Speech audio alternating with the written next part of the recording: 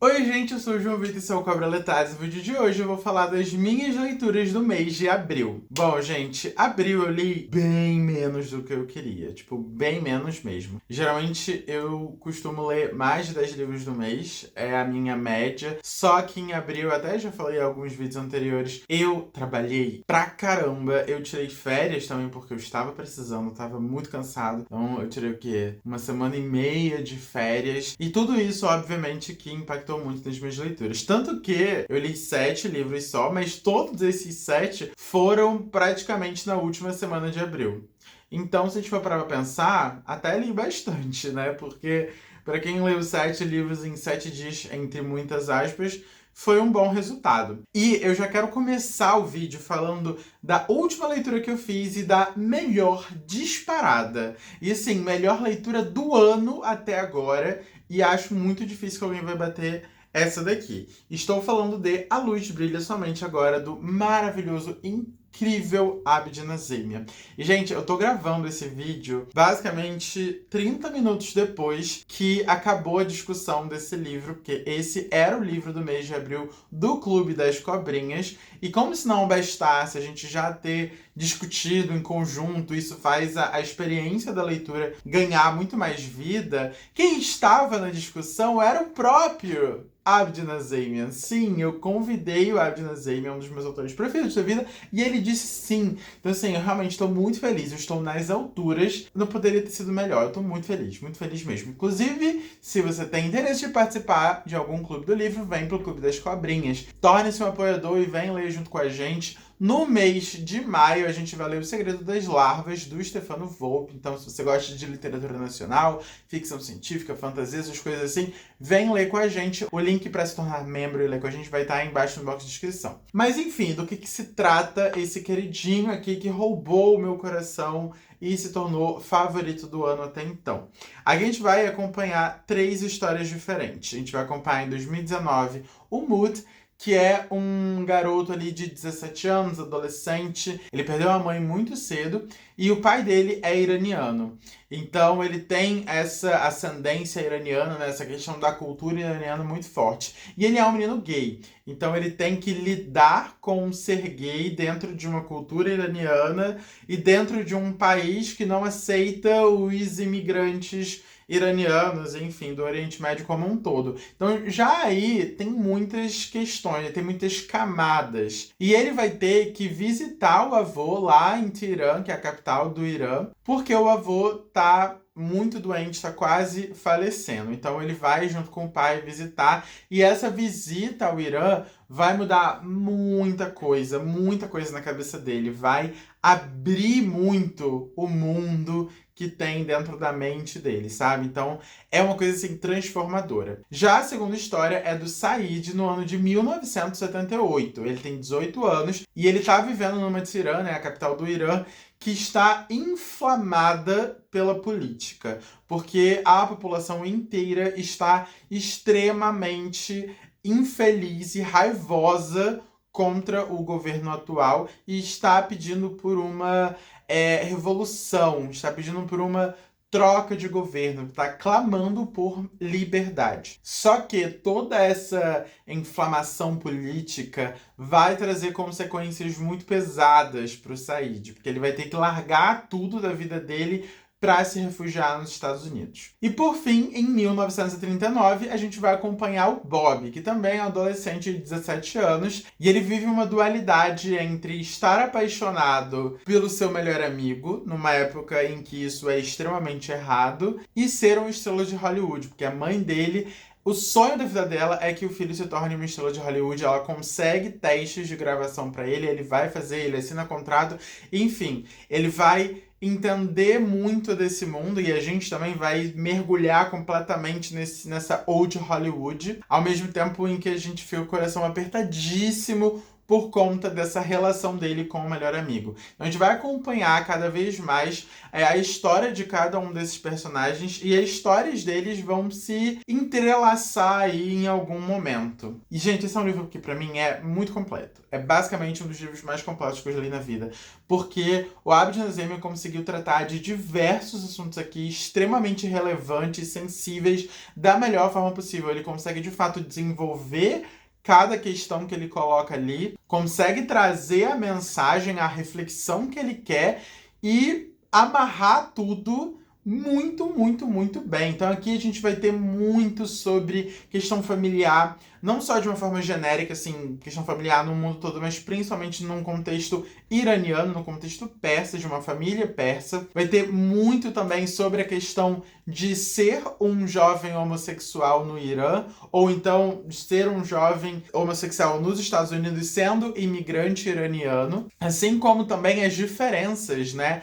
da comunidade LGBTQIA+, nos Estados Unidos e no Irã, de como os pensamentos são diferentes, de como fazer ativismo é diferente. Essa questão do ativismo é uma coisa, assim, que é muito, muito, muito interessante nessa história. Sério, muito mesmo.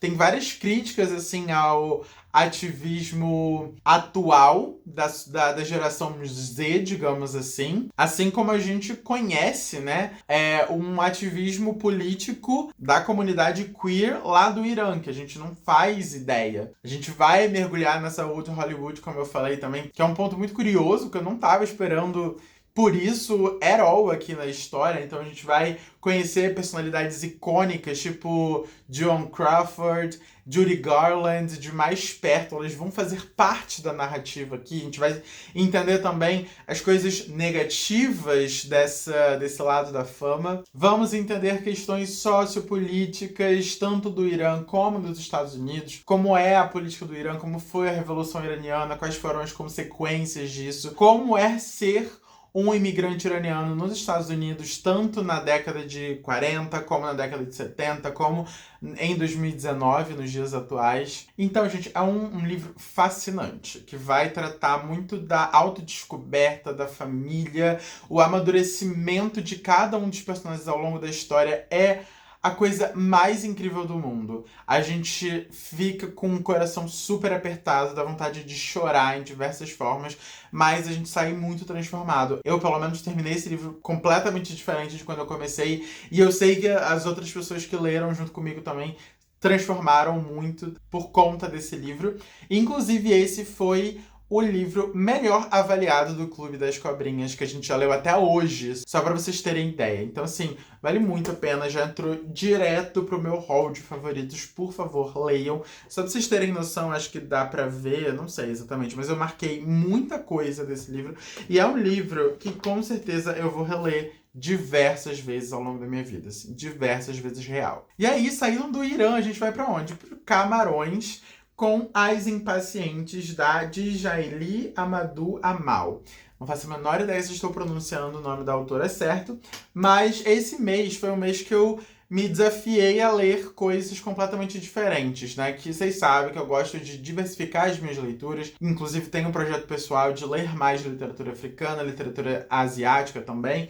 E acho que esse mês foi muito bom nesse sentido, porque li autores iranianos, li uma autora do Camarões que eu jamais imaginaria que eu ia ler, e ainda tem mais aí por vir nas próximas leituras. E bom, aqui nas Impacientes a gente vai mergulhar de cabeça numa sociedade que vai fazer a gente sofrer, basicamente. Principalmente se você for uma mulher, porque a gente vai conhecer a realidade muito desigual das mulheres no Camarões. A religião predominante é o islamismo, né? É o Islã. E as personagens aqui, as protagonistas, fazem parte também. Então tem uma questão religiosa muito grande aqui, de costumes, de tradição, de ter que ser assim, porque Allah quer, né? Porque está no Corão, então a gente tem que seguir dessa forma. Todos os absurdos que vocês possam imaginar, a gente vai ter que ler nessa história. E é impressionante como que as religiões, isso é algo completamente pessoal meu, que estou chegando à conclusão agora, são muito iguais no que diz respeito ao pecado, né? O conceito do pecado. Porque todas as religiões têm isso de você precisa seguir tradicionalmente ao que está escrito no nosso livro sagrado, seja o cristianismo, seja o judaísmo, seja o islã, porque senão você vai morrer, porque senão você vai pecar no inferno, porque é errado, etc, etc. E tudo isso é justificado porque um Deus maior falou que é dessa forma e tem que ser dessa forma. E é basicamente o que acontece aqui.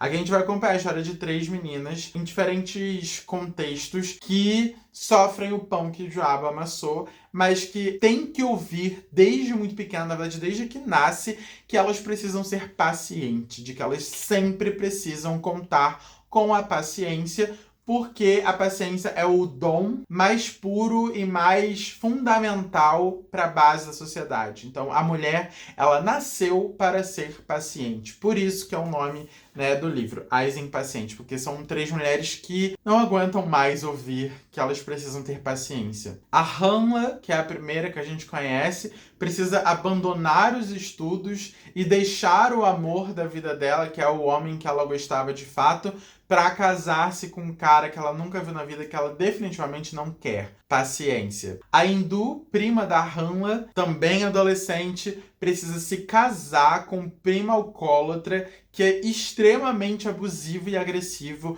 e, assim, pratica todos os abusos possíveis que vocês possam imaginar, e ela tem que se manter calada, fiel e submissa ao marido. Paciência. E a Safira, a última protagonista, tem que aceitar que o marido precisa de uma nova esposa e tem que aceitar que agora ela é só mais uma co-esposa jogada, descartada de lado. Paciência. E é até engraçado nesse livro que essa questão da paciência, da submissão da mulher e tudo mais, ela tá enraizado nas próprias mulheres. E eu acho que a autora trouxe isso, sim, trouxe essa reflexão de uma forma muito interessante, né? De colocar, por último, a história da Safira, que é essa esposa, porque ela vai perpetuar muitos dos absurdos que os homens já perpetuaram, obviamente que não na mesma escala, mas que já perpetuaram com outras meninas e com ela própria em algum momento da vida, porque ela acha inadmissível ela ser trocada por uma outra mulher.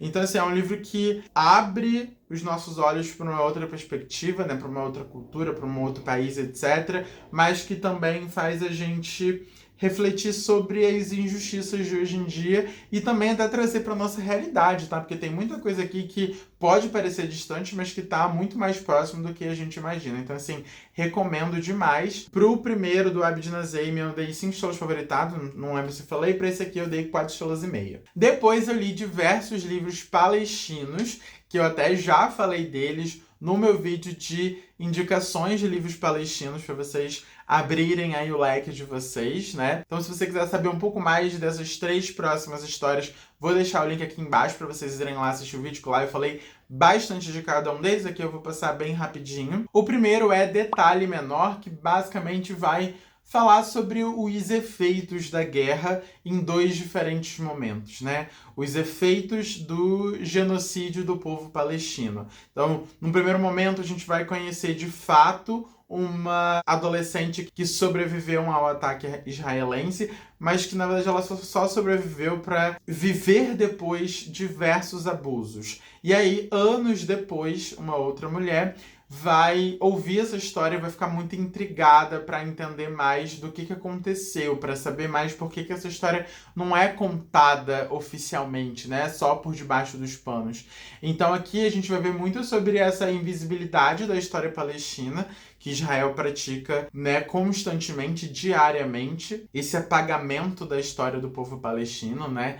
E também das barbáries que o povo palestino sofre nas mãos dos israelenses. Essa é a mesma temática de Gaza, Terra da Poesia, que é uma coletânea de poesias de autores super jovens palestinos. E, gente, eu amei esse livro, porque eu nem sou tão aficionada assim por poesia, mas me abriu muito os olhos porque são jovens como eu, a maioria tinha 25, 24 anos, e a forma como eles, né, traziam contavam essa poesia, né? Realmente é muito envolvente.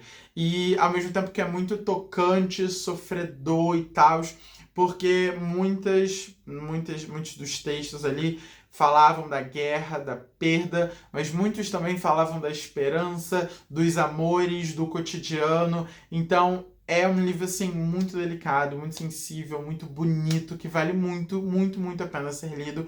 Para isso, eu dei 4,5 estrelas. E acho que eu esqueci de falar, para quanto dei para detalhe menor, eu dei 3,5 estrelas. E por último, eu li Homens ao Sol, que é basicamente um clássico palestino, é do maior autor palestino que já viveu aí na história, e eu adorei. Também é um que vai fazer a gente refletir, vai fazer a gente pensar bastante, mesmo depois de ter terminado o livro. E é um livro curto, mas que vai ficar com aquele gosto amargo, sabe? Na boca, mesmo quando você já terminou de ler a história. Aqui a gente vai ver diretamente os efeitos da Nakba, né, que é, se eu não me engano, é catástrofe na língua árabe, que foi induzida pela criação do Estado de Israel, né, que em 1948, quando Israel foi criada, diversos palestinos, quase 90% do povo que vivia ali na região, ou foi exterminada ou teve que ser exilada, né, que teve que fugir, enfim, se refugiar, etc. E essa história vai dar luz exatamente para 3 figuras diferentes que tiveram que se refugiar do próprio país, tiveram que fugir do país para tentar uma vida nova, para tentar sobreviver. E, cara, esse é um livro que vai real fazer você ficar com o coração estraçalhado quando você terminar. Sim, todos vão, mas esse especificamente porque a forma como o autor resolve trazer isso pra gente é muito forte, é muito pesado, sabe?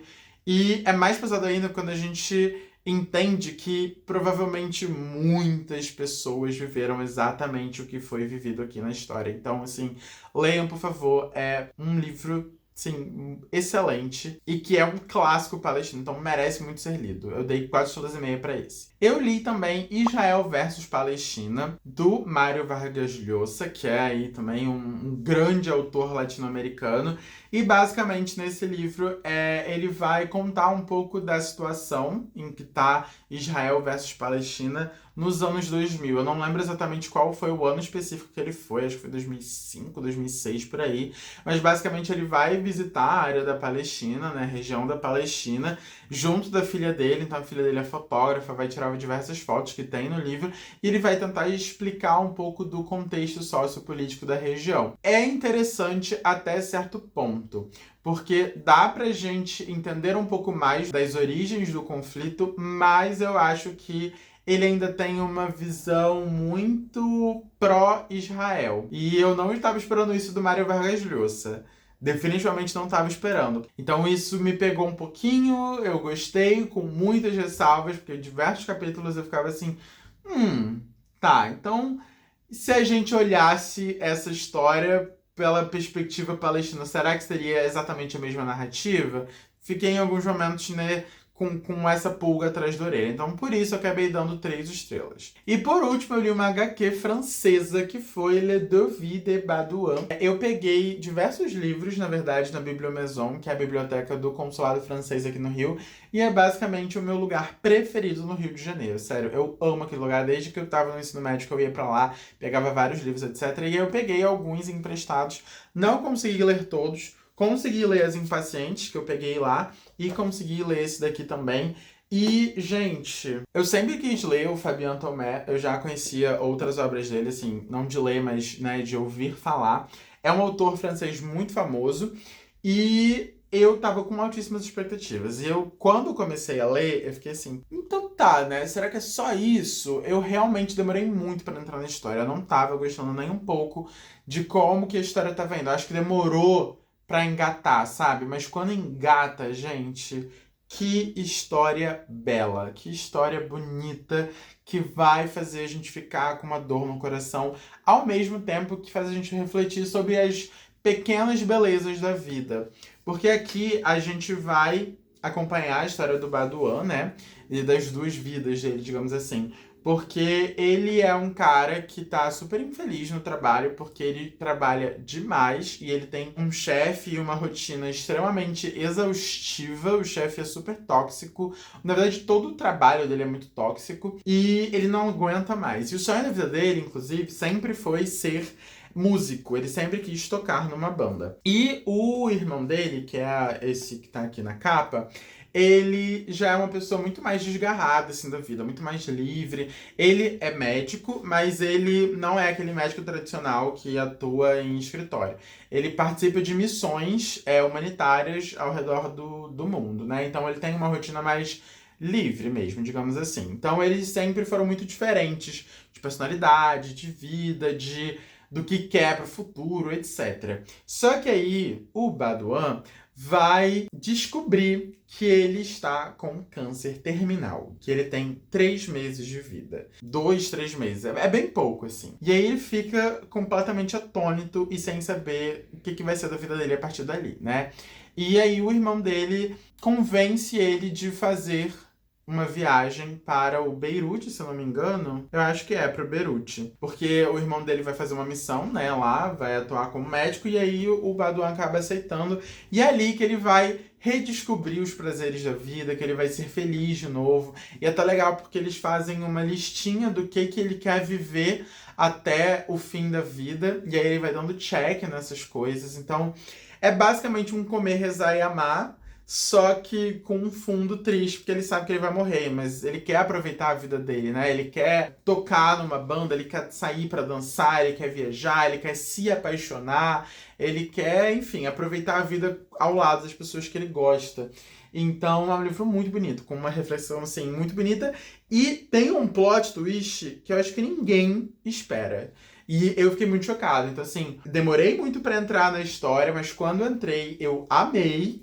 E conforme eu ia lendo, cada vez mais eu ia ficando mais intrigado e sentido e querendo saber pra onde que essa história ia me levar. E aí, quando chegou no final, minha cabeça explodiu. Fiquei, gente, não acredito que eu tô lendo isso. Mas, enfim, curti pra caramba. Acabei dando 4 estrelas. Eu já quero ler muitas outras coisas do Fabien Tomé. E bom, gente, esse foi o vídeo de hoje. Espero que vocês tenham gostado. Vocês já leram alguns desses livros? Como é que foi o mês de abril de leitura pra vocês? Foi flop, que nem o meu, ou vocês conseguiram ler bastante coisa? Me conta aí nos comentários. Antes de terminar, queria deixar aqui o meu agradecimento aos apoiadores do canal que me apoiam pra caramba, que fazem parte desse clube das cobrinhas que tanto amo. Mais uma vez, se você tem interesse em participar, o link tá aí no box de descrição. Se você quiser comprar qualquer coisa na Amazon, usa o meu link que tá sempre aí no box de descrição também. Se você chegou aqui e não deixou seu joinha aí embaixo, por favor, deixe seu joinha e se inscreve no canal também. Dito isso, a gente se vê no próximo vídeo. Tchau!